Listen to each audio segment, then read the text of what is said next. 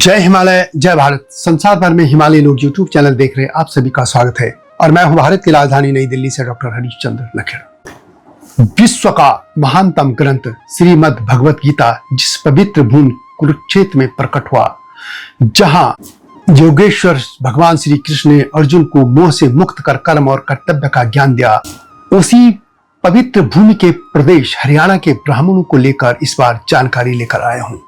और वह भी यह कि देश के अन्य क्षेत्रों के ब्राह्मणों से हरियाणा के ब्राह्मण कुछ भिन्न हैं। लेकिन बहुत कम लोग जानते होंगे कि हरियाणा के ब्राह्मण समाज से ही भारत के या दिल्ली के अंतिम हिंदू सम्राट महाराजा हेमचंद्र विक्रमादित्य भी थे और इसी हरियाणा के ब्राह्मण समाज से ही हरियाणा के मुख्यमंत्री भगवत दयाल शर्मा भी थे।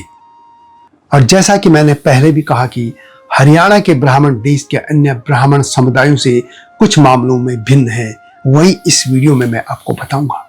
लेकिन जब तक मैं आगे बढ़ूं, आपसे अनुरोध है कि हिमालय लोग यूट्यूब चैनल को सब्सक्राइब अवश्य कर दीजिएगा, जिन्होंने अब तक ऐसा नहीं किया है या जो चैनल पर नए हैं। तो बात करते हैं हरियाणा के ब्राह्मणों की।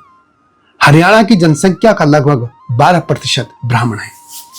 प्रदेश में मुख्य तौर पर गौड़, सारस्वत, ब्यास, पालीवाल, धूसर भार्गव, खंडेलवाल आदि ब्राह्मण समाज है। गौड़ ब्राह्मण कुरुक्षेत्र यानी प्राचीन ब्रह्मवार्त क्षेत्र से अस्तित्व में आए थे। वे यमुना और सतलज नदियों के बीच की भूमि पर रहते थे। इसी तरह सरस्वती नदी के किनारे बसने वाले ब्राह्मण सारस्वत ब्राह्मण कहलाए। वे भी पंचगौड़ ब्राह्मण समाजों में से एक हैं।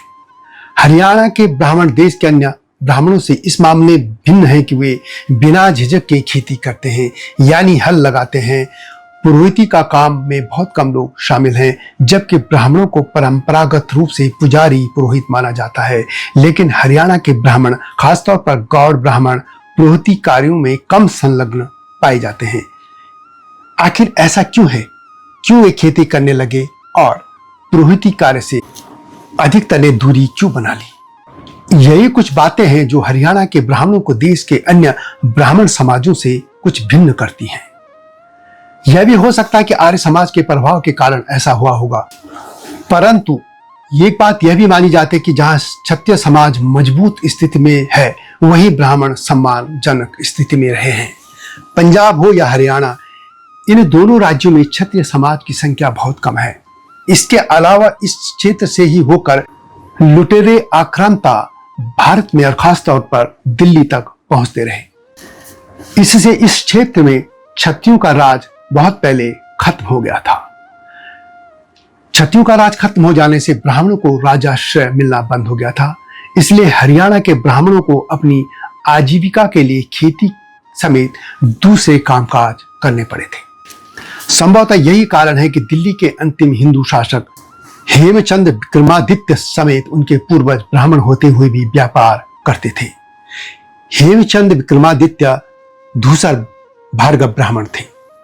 दरअसल प्राचीन काल में वर्ण व्यवस्था के तहत जिस व्यक्ति का कर्म ब्राह्मण होता था, उसका काम शिक्षा देना होता था, ज्ञान बांटना होता था, लोगों को धर्म की शिक्षा देना होता था।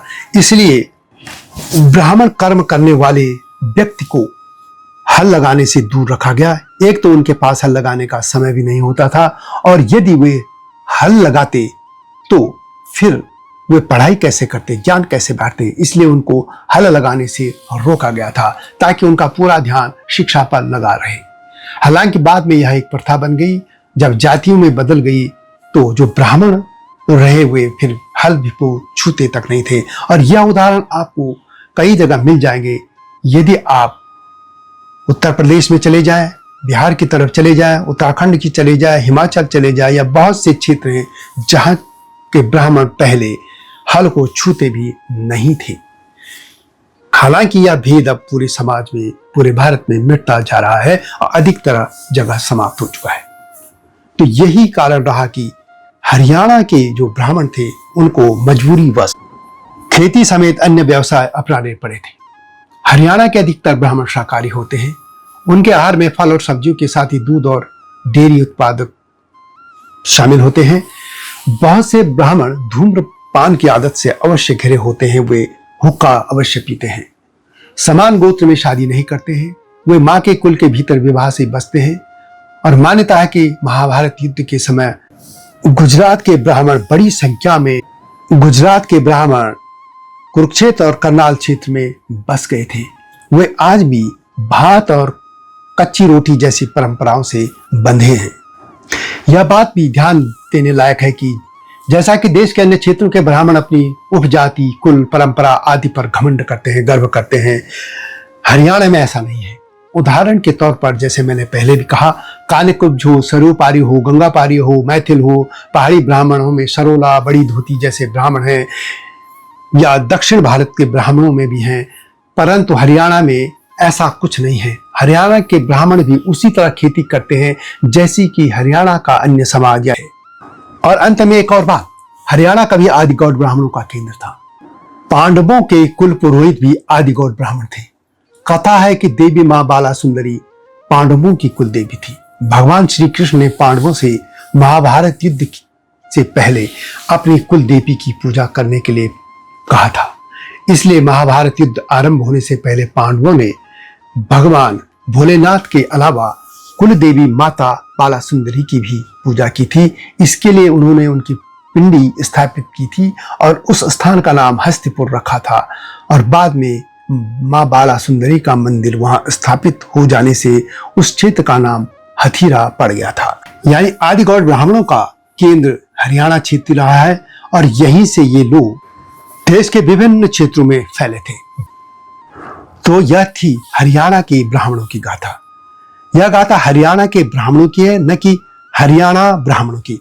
हरियाणा ब्राह्मण एक अलग समाज है जो कि राजस्थान में रहता है। उसके बारे में मैं अलग से वीडियो लाऊंगा।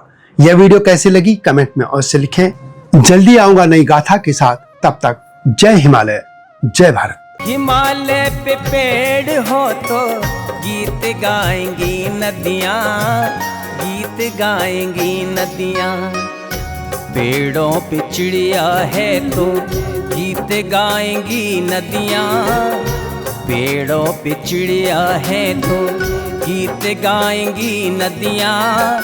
माँ की लोरी जैसे होते हैं नदियों के गीत।